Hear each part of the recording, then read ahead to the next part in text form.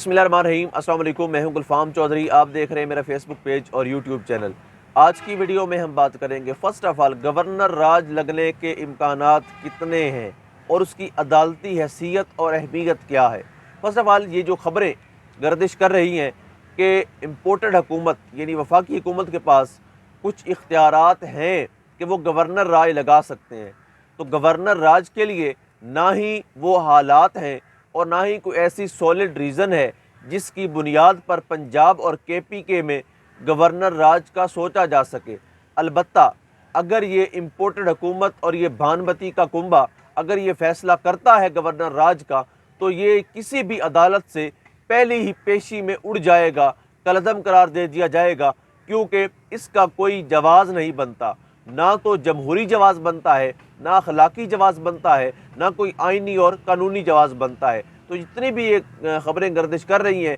یہ صرف ایک جو پولیٹیکل پریشر ڈیولپ کرنے کے لیے، یعنی عمران خان کے پاس پتہ ہے کہ ہم اسمبلیاں ڈیزولو کر رہے ہیں، تو یہ چاہ رہے ہیں کہ ہم یہ پتہ پھینکیں کہ ہمارے پاس گورنر راج کا آپشن ہے،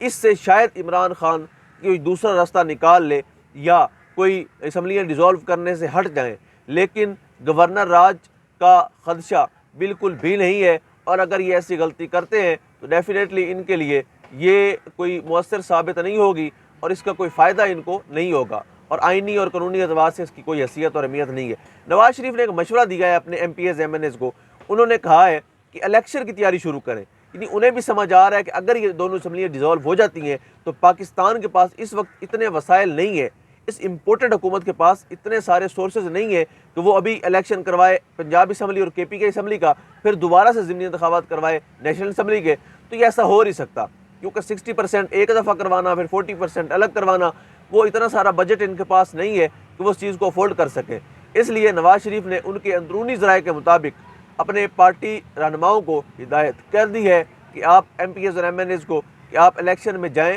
الیکشن کی تیاری کریں اور الیکشن کے حوالے سے ہی اپنا جو زور لگانا ہے وہ لگائیں۔ یہ جو عدم اعتماد اور دوسرا تیسرا آپشن آپ چوز کر رہے ہیں اس میں اب کوئی فائدہ نہیں ہے،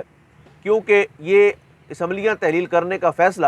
اتنا مؤثر ہے کہ اس کے بعد کوئی آپشن ان کے پاس بچتا نہیں ہے جس پر وہ غور کر سکیں اور اس کو وہ دیکھ سکیں۔ مونس الہی کے حوالے سے میں نے پچھلے ویڈیو میں بات کی تھی، وہ اس وقت باجوہ کا بڑا دفاع کر رہے ہیں، دو کڑیاں ملائیں اگر تو فیصل وابڑہ اور جو مونس الہی ہیں ان کا ایک ہی اس وقت لب و لہجہ لگ رہا ہے۔ فیصل وابڑہ نے بھی اسی طرح خدشات ظاہر کیے تھے، اب اگر مونس الہی کے statement per P T I reaction دیتی ہے تو پنجاب حکومت یعنی چودھری برادران کہیں گے کہ بھئی آپ نے خود اب سے رائے جدا کی ہیں، ہم تو آپ کے ساتھ بطور اتحادی چل رہے تھے۔ تو مونس الہی کے حوالے سے میں خود بھی سوچ رہا تھا کہ ان سے ایسی سٹیٹمنٹ دلوا کون رہا ہے، ان سے ایسے بیانات چلوا کون رہا ہے، اور وہ حاجی صاحب کا دفاع کر کیوں رہے ہیں، آخر کس کے کہنے پر کر رہے ہیں۔ تو وہ بات رات کو ڈاکٹر شاہد مسعود کے ساتھ پروگرام میں فیصل وابڑہ نے یہ انکشاف کیا کہ ان کی نہ صرف مونس الہی سے دوستی ہے بلکہ اس حد تک ہے کہ ہم ان کو اپنے گھر کا بیٹا سمجھتے ہیں اور وہ مجھے اپنے گھر کا بیٹا سمجھتے ہیں، اور ہماری روزانہ بات بھی ہوتی ہے، آج بھی بات ہوئی ہے، اور سیاسی مشورے بھی ہوتے ہیں۔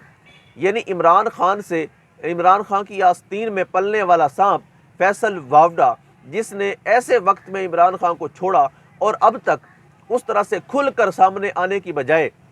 یعنی بجائے پارٹی چھوڑ کر سامنے کھڑا ہو جائے، اس طرح سے نہیں بلکہ پارٹی کے اندر رہ کر ہی جڑیں کاٹنے پہ لگا ہوا تھا۔ ایسے آستین کے سانپ کا رابطہ کس سے ہے؟ مونس الہی سے، اور اب مونس الہی کی گفتگو، لب و لہجہ، الزامات کی بوچھاڑ اور تنقید، وہ کوئی سمجھنا مشکل نہیں رہا۔ وہ آپ اچھی طرح سمجھ سکتے ہیں کہ ڈوریں ہلا کون رہا ہے، فیصلے کروا کون رہا ہے، لیکن یاد رکھیں چودھری برادران آج تک اسٹیبلشمنٹ کی گود میں بیٹھ کر اقتدار میں آتے رہے، اسٹیبلشمنٹ ہی ان سے فیصلے کرواتی رہی اور اسٹیبلشمنٹ کے ساتھ ہی ان کا چلنے کا ارادہ ہے، لیکن نئی اسٹیبلشمنٹ اگر اپنے آپ کو نیوٹرل کر لیتی ہے تو یاد رکھیے گا چودھری برادران سے یہ سہارا بھی چھن جائے گا، اور اس کے بعد ان کے پاس ایک ہی سہارا بچے گا، وہ ہے عمران خان۔ اب دیکھتے ہیں وہ اپنے اس سہارے کو بچا پاتے ہیں یا اپنی اس ناقص سٹیٹمنٹ سے یا فیصل وابڑہ کی دوستی نبھاتے مونس الہی اپنی سیاست، بنی بنائی سیاست، چمکی چمکائی سیاست کو کہیں دوبارہ سے